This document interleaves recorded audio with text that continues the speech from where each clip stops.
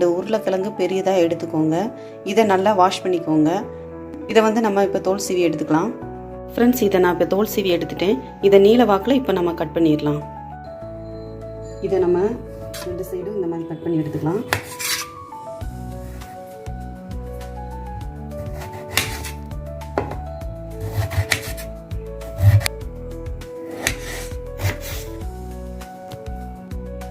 Okay friends, இப்போ வந்து நம்ம இந்த மாதிரி நீல வாக்கில் கிழங்கை கட் பண்ணி எடுத்துட்டோம். ஃப்ரிட்ஜில் வந்து தண்ணி கூலிங்காக எடுத்து வச்சுட்டு ஒரு சில் தண்ணியில் வந்து ஒரு 1/2 hour வந்து இந்த கிழங்கு வந்து நம்ம அப்படியே வச்சிடணும்.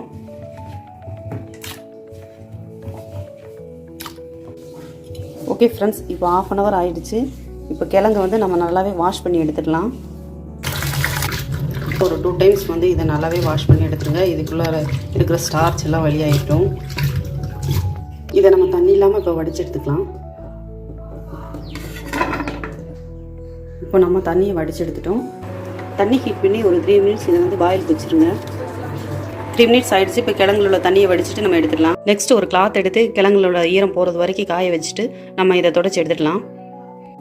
ஓகே, இப்போ நம்ம தொடச்சி எடுத்தாச்சு. 1 ஸ்பூன் கார்ன்ஃப்ளவர் மாவு போட்டுக்கலாம். இதை அப்படியே நல்லா மிக்ஸ் பண்ணி விட்டுறலாம்.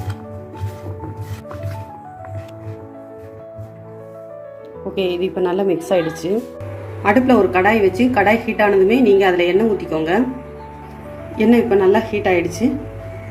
நம்ம ஒவ்வொன்றா போட்டுடலாம்.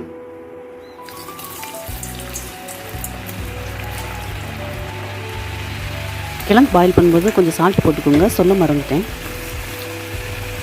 ஒரு 3 இல்லைன்னா 4 minutes தான். ஓகே,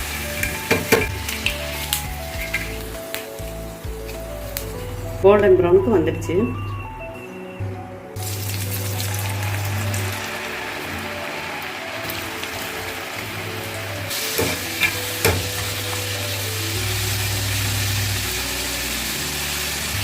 ஃப்ரெஞ்ச் ஃப்ரைஸ் நமக்கு ரெடி ஆகிக்கிட்டே இருக்குது.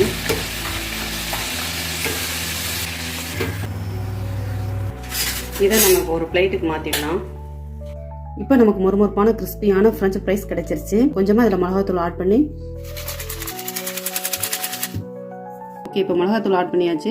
ரொம்பவே டேஸ்டியான ஃப்ரெஞ்ச் ஃப்ரைஸ் நமக்கு இப்போ கிடைச்சிருக்கு. இது எப்படி இருக்குன்னு சொல்லி பார்க்கலாம். ஃப்ரெண்ட்ஸ், ரொம்பவே டேஸ்டியாக இருக்குது. கண்டிப்பாக நீங்கள் ட்ரை பண்ணி பாருங்கள். நல்லா டேஸ்ட்டாகவே இருக்குது.